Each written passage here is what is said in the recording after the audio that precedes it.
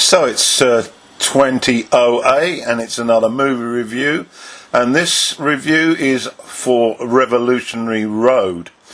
This movie is directed by Sam Mendes. Responsible for writing is Justine Hayth. For the screenplay, based on a novel written by Richard Yates. The cast: in lead roles, Kate Winslet plays April Wheeler, Leonardo DiCaprio plays her husband Frank, Gina Oppenheim plays her party dancer, David Harbour is Shep Campbell, a neighbour, Michael Shannon plays the son of Mr. and Mrs. Givens. His name is John Givens. Kathy Bates plays his mother. She's also a real estate agent. And her husband is Richard Easton. Let's see, any other particular people we need to know? Yes, Zoe Kazan plays Maureen Grube.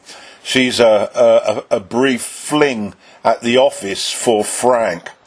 So that's your cast. And the two children who've got very small roles, Jennifer and Michael Wheeler, played by Ryan Simpkins and Ty Simpkins. Clearly they are twins. Now, this movie received quite a lot of attention.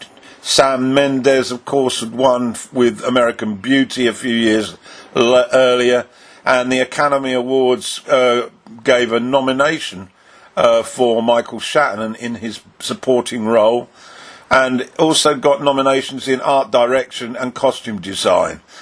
The Golden Globes, well, they were a little bit more generous. The best performance by an actress in a motion picture was won by Kate Winslet. It was nominated for Best Motion Picture Drama and also for Best Actor for Leonardo DiCaprio, and the Best Director for Sam Mendes. Finally, at the BAFTAs, got a nomination for Best Screenplay, Best Leading Actress for Kate Winslet, and Best Production and Best Costume. So, to Revolutionary Road then. This was Mendes' third offering. He previously directed the Oscar-winning American Beauty and the equally riveting Road to Perdition, another movie that I will be reviewing shortly. For this movie, he turned to the US in the mid-50s. The middle class were emerging after the horrors of World War II, and wealth was enabling bright, socially mobile men to work for companies and acquire the good things in life: houses, cars, if they put in loyal service. Frank Wheeler was one such man, and we see him at the beginning when he meets April in a crowded bar area, and then we fast forward to them as a married couple with two young kids. The family live in New Jersey in a residential area with detached spacious housing, a nice lawn and a car to get Frank to the train station before he commutes to New York City to work at the company Knox. This also employed his father for 20 years, which is a significant detail I found. He's not alone though. Thousands of others are doing just this. They are caught in the rat trap: the nice house, the mortgage, the well-paid job that's extremely unsatisfying, and a family that needs taking care of. At the beginning of the movie, we witness April in an amateur dramatics presentation. She is, to say the least, an unsuccessful actress. Frank is witnessing this inept presentation, and clearly April is embarrassed about it at the end, and it leads to a fiery argument in the car between Frank and April, and this is a measure of the state of their marriage. It's heading in the wrong direction, for sure, and Frank is extremely critical of the whole notion of April being an actress, and the verbal exchanges are nasty, toxic, and it only just stops short of Frank being violent to April. He particularly is reacting really to a career that's in the slow lane, and the job is woefully unstimulating. We later note he resorts to a quick fling with an office girl at Knox, taking a long lunch hour and getting binged on alcohol before bedding her in a short-time hotel. This is really only a minor distraction, but it's a sense it sort of describes where the marriage is, and this is how we find the situation early on. We then witness the family going slightly upmarket by purchasing a new property on Revolutionary Road. So this is when we get to meet Kathy Bates' character, Mrs. Givens. She's a real estate agent, and she certainly has the gift of the gab. She befriends April, and later on we get to meet her family, her husband and their son John, played superbly by Michael Shannon. More about him in a sec. The new property is merely a short-term distraction again, the couple sliding into marital discord. And then out of the blue, April, remembering Frank's previous thoughts of dreaming of living in Paris following his time serving in Europe in World War II, suggests that the family sell everything and relocate to Paris, where she will become the breadwinner, courtesy of a high-powered, highly paid office job.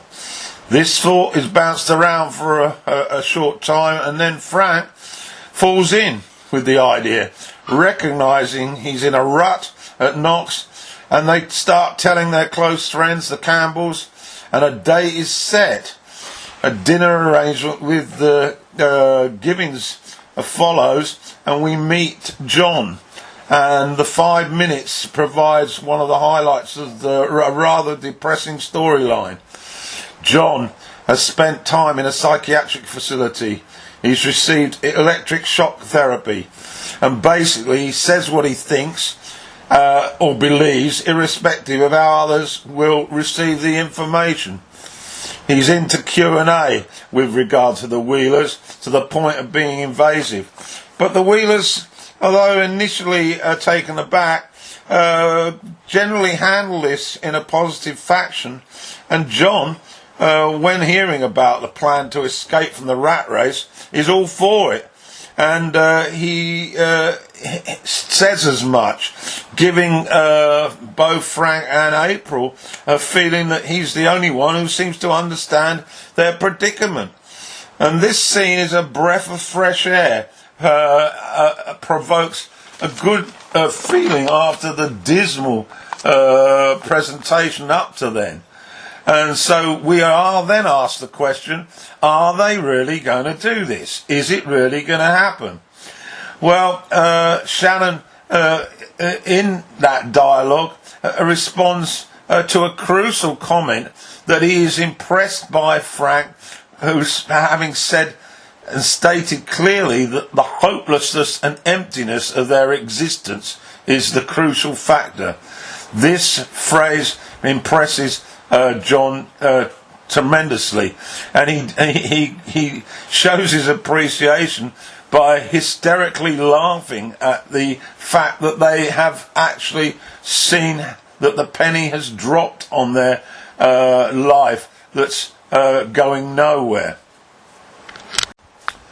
The film then detours away from this fairly quickly when Frank is approached by a senior officer in the company and offered a promotion with a huge salary raise.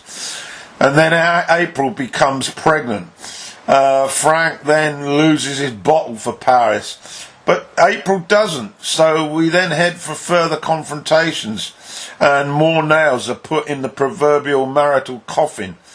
Frank reacts very angrily to April's hint that she could possibly get an abortion, and he also backpedals with friends and work colleagues about his seeming free, happy-go-lucky attitude about moving.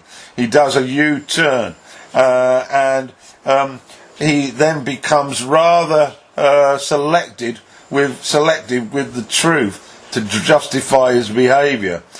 But regrettably, April becomes more and more dismayed. And then we witness a second visit by the Givings and John. And when they share the news that they're not going, John then launches into a tirade at particularly Frank about the fact that he's done a U-turn, his misogynist attitude towards April, and a general tirade about him lacking conviction in his own words and deceiving himself. It's a poignant scene within the movie, and I guess probably sealed that Oscar win for him. A tremendous piece of acting from Shannon. The plot then stumbles toward a painful and tragic conclusion. One critic I read described the performances of DiCaprio and Winslet as one-dimensional. They always seemed like they were acting. But I disagree with this. Their performances are very real and epitomise those in the 50s seeking the American dream. And then we get caught in the materialistic bandwagon. I use we there because things haven't changed much. It's still happening 20 or 30 years on, with the marriage, the mortgage, the 2 children, the length of service, all these things, financial nooses round one's neck. And this, of course, is enhanced by corporations who want to form a moral corruption and feed it to you instantly. The new house, the need for more money. It's a lifestyle that took me, personally, 20 years to escape from. So there is definitely a message here. Sam Mendes' third piece of work is powerful and thought-provoking. And having just reviewed his latest masterpiece, 1917, I can only reinforce my belief that he is at present one of a handful of directors who are the best in the business at what they do. It was also interesting to see DiCaprio and Winslet reunited after their love affair in Titanic. Here, it's anything but a love affair as they descend into marital discord.